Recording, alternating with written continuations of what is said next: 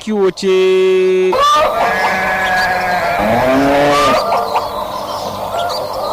Mecece cutar kaji ta gumboro? Menene alamun da ake gane kaji masu dauke da wannan cuta? Kuma yaya za a magance wannan cuta mai lahani ga akurkin kajin? Waɗannan da ma wasu duk a cikin shirin kiwace-kiwace na wannan mako. Ni ne Abubakar Ahmad Tijjani ke cewa a yi sauraro lafiya.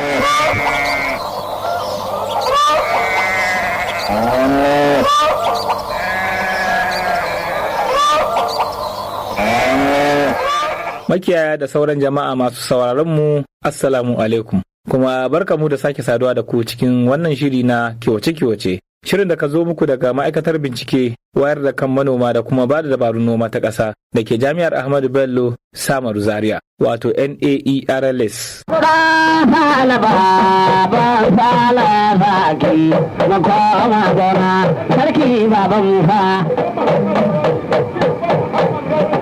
Na ba ko kada mana tambaya na yallo gaba da go ya fari ya ji ana faɗin a koma gona na gaji kurmin giya.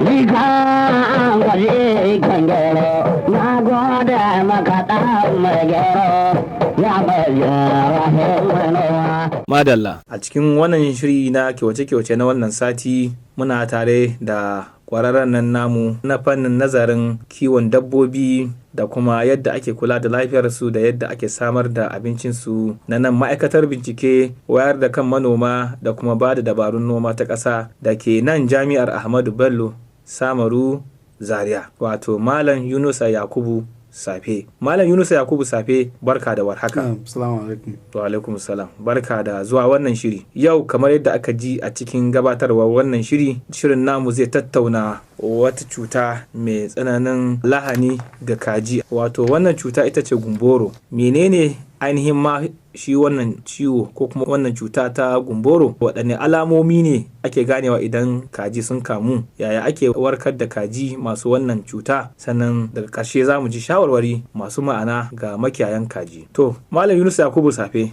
wannan kalma ta gumboro, menene ake nufi da ma gumboron?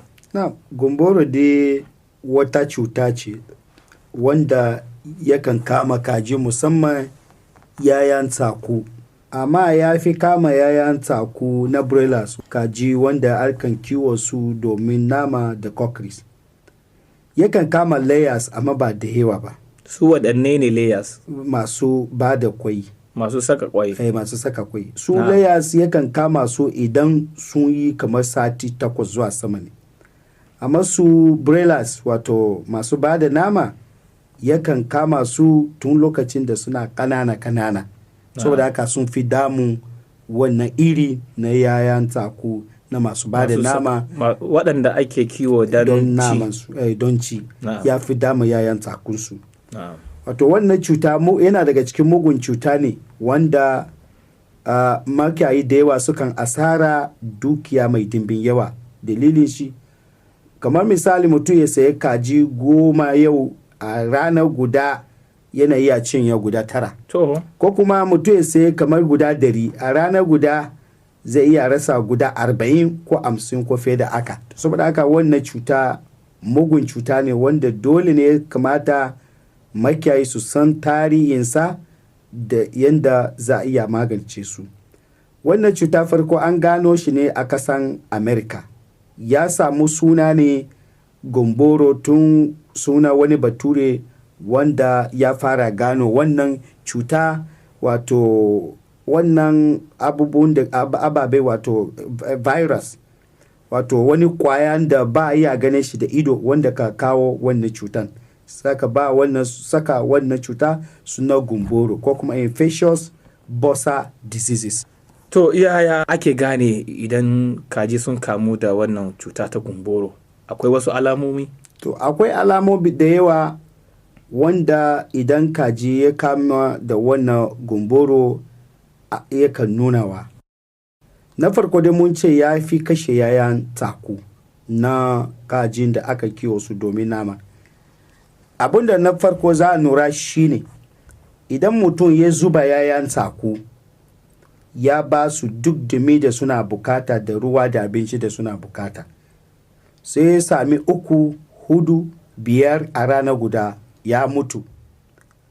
To alama ce cewa cuta ne. Amma wani iri cuta? Na farko sai ya nura yaya wannan yayan tsakun wanda suka mutu yaya suke, ya bude wajen anjinsu, sannan kuma ya bude wajen wato duwawunsu na wannan kajin, zai gan jini a can ciki. Wannan alama ce cewa wannan cuta wato gumboro ne. Na biyu, bature na ce rufu feathers, za ka gan wato fikafikansu duka a sake ba daidai ba, sun zube a kasa. Yana daga cikin sun sauka, fikafika sun sauka, ko da ƙananan za ga fikafikansu sun sauka. Wannan alama ce fikafikin kajin ta sauka. To wannan alama ce cewa gumboro ne. Na uku, sai ya nura da kashi bayan gidansu wannan kajin.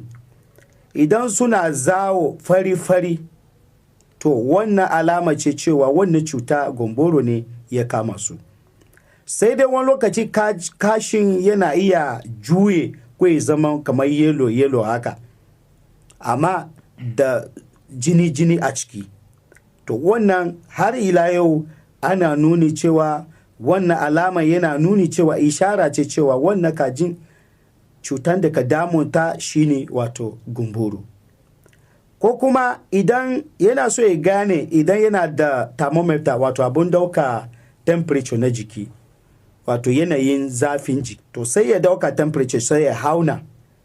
Idan ya sa a wajen da zai hauna a jikin kaji, ga mai ma'auni kenan, ga mai auni, wanda kuma wannan malamin gona ne za a nema.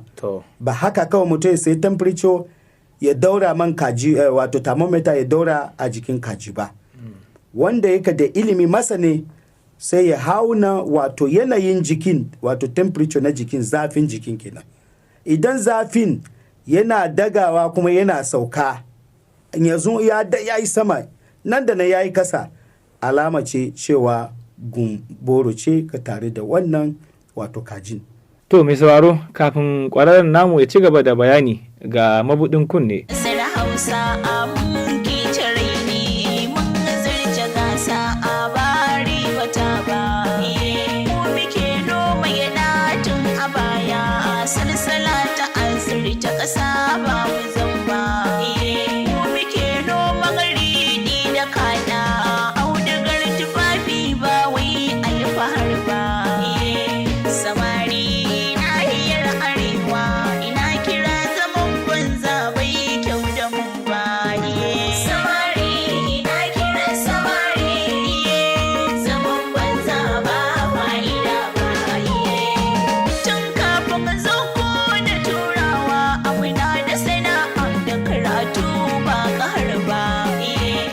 Mai sauraro, Malam Yunusa Yakubu Safe zai ci gaba da kawo mana bayanin alamun da ake gane idan kaji sun kamu da cutar gumboro. Za ka ga wasu kawai sun fadi a kwance ba su iya tashi ba, cikin ƙananan kajin suna kwanciya, wato prostration kenan, sun kwanta sun fadi ba su iya tashi ba. Wannan alama ce hakika wannan kajin suna tare da gumboro. Ko kuma ya samu daga cikin ƙananan wanda ba su da lafiya, sai ya yi masu iwo aka domin su gudu. To idan suna gudu zai ga suna wani tafiya, su saki anya, su bi anya, su saki anya, suna karkata da anya haka, suna karkata daga anya, sai su rude, suna ta fadi, suna tashi, suna rude, wato unsteady gait. Wato tafiya yanayin su ba daidai yanda an san kaji yana tafiya ba. Ba su da iya tafiya sosai. Suna tafiya suna karkacewa. Suna tafiya suna karkacewa. Duk idan an gane wannan alamomi a kaji, to wannan cuta babu wani abun tantama, cuta gumboro ne.